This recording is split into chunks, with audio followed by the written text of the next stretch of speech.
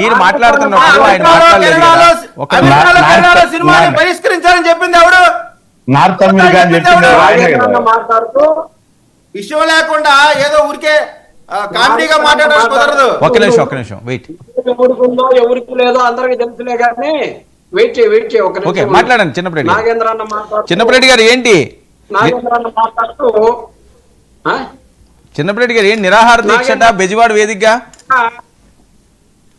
చెప్తా ఒక్క మాట చెప్పిన తర్వాత నాగేంద్ర అన్న మాట్లాడిన దానికి ఒక మాట చెప్పిందాక పిపిపి అంటే వైసీపీ వాళ్ళకి తెలియదంట.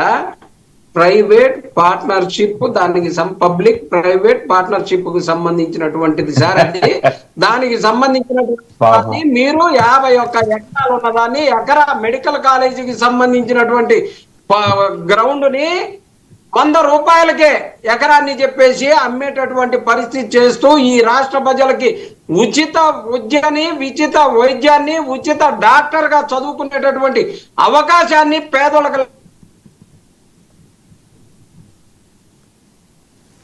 నాగేంద్ర గారు ఏమైపోయింది సార్? పాపం చిన్నపిరెడ్డి అన్నను నేను ఇన్వైట్ చేద్దాం అనుకోండి అన్న, టికెట్ 1000 రూపాయలని ఏడుస్తున్నారో, నీ తరపున ఎంతమంది వస్తారో గుంటూరులో చూస్తారా? ఆయన వస్తే ఆయన మాట్లాడచ్చు, కోసం జగన్మోహన్ రెడ్డి గారు 17 మెడికల్ కాలేజీలు తీసుకొచ్చి 5 మెడికల్ కాలేజీలకు సంబంధించి ఇప్పటికే 2 సంవత్సరాలు 3 సంవత్సరాలు పిల్లల డాక్టర్లు కూడా చదువుతా ఉన్నటువంటి పరిస్థితి అయ్యా. ఒకసారి కావాలంటే పోయి చూసుకోండి. అంతేకాని ఈ సినిమా గోల్లో పడి, ఈ సినిమా మాయలో పడి, ఆ సినిమా మీదనో ఆ గ్రాఫిక్స్ మీదనో ఉన్నాయే వాస్తవాలని భావించమాకండి అన్న. పిపిపి అంటే ఏందో తెలుసు, అన్ని తెలుసు. జీవోలు మీరు ఓజీ కాదు పెట్టుకోవాల్సింది, జీవో అని పెట్టుకొని మీ ఇష్టం వచ్చినట్టు జీవోలు ఇచ్చుకోండి. మీకు సినిమాకి సంబంధించి జీవోలు ఇచ్చుకోవడానికే డిప్యూటీ సీఎం అయ్యారేమో మాకు తెలియదు.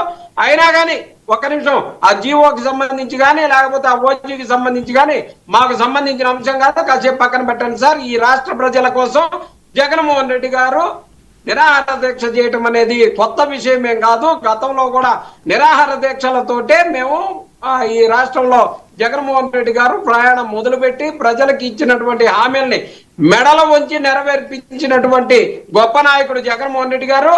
అలాంటి పరిస్థితులే మళ్ళీ ఈ 17 మెడికల్ కాలేజీలని ప్రైవేటు పరం కానియకుండా కాపాడుకోవడం కోసం నిరాహార దీక్షలే చేస్తాం, రిలే దీక్షలే చేస్తాం. రాష్ట్ర వ్యాప్తంగా కూడా అన్ని నియోజకవర్గాల్లో కూడా జరిగితే మా నాయకుడు జగన్మోహన్ రెడ్డి గారు నిరాహార దీక్ష చేస్తారు. ఖచ్చితంగా అది సాధించి తీరుతాం. అంతేగాని ఈ ఓజీల కోసమో భోజీల కోసమో నిరాహార దీక్షలు చేయరు కదా ఎవరు.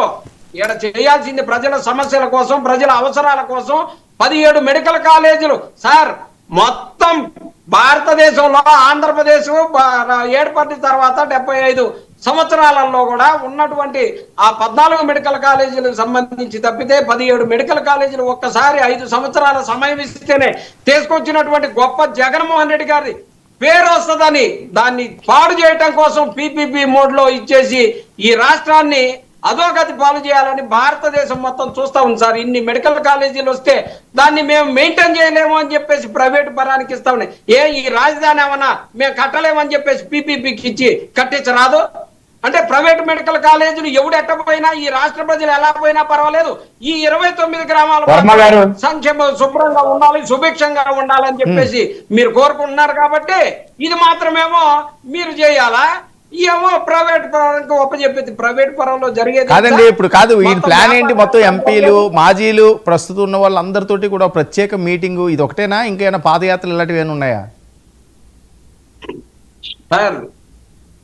సమయానుకూలంగా ప్రజలకి సంబంధించినటువంటి ఇష్యూస్ మీద ఎప్పుడు ఎలాంటి కార్యక్రమాలైనా జగన్మోహన్ రెడ్డి గారు తీసుకోవడానికి సిద్ధంగా ఉన్నారు. వైఎస్ఆర్ కాంగ్రెస్ పార్టీ కేడర్ మొత్తం కూడా జగన్మోహన్ రెడ్డి గారికి అండగా నిలబడి ఈ రాష్ట్ర ప్రజలకు మంచి జరిగే దానికోసం ఎంత దూరమైనా పోవడానికి మేము సిద్ధంగా ఉన్నాం. నాగేంద్ర గారు మంచి కోసం ఎంత దూరం వెళ్తారటండి?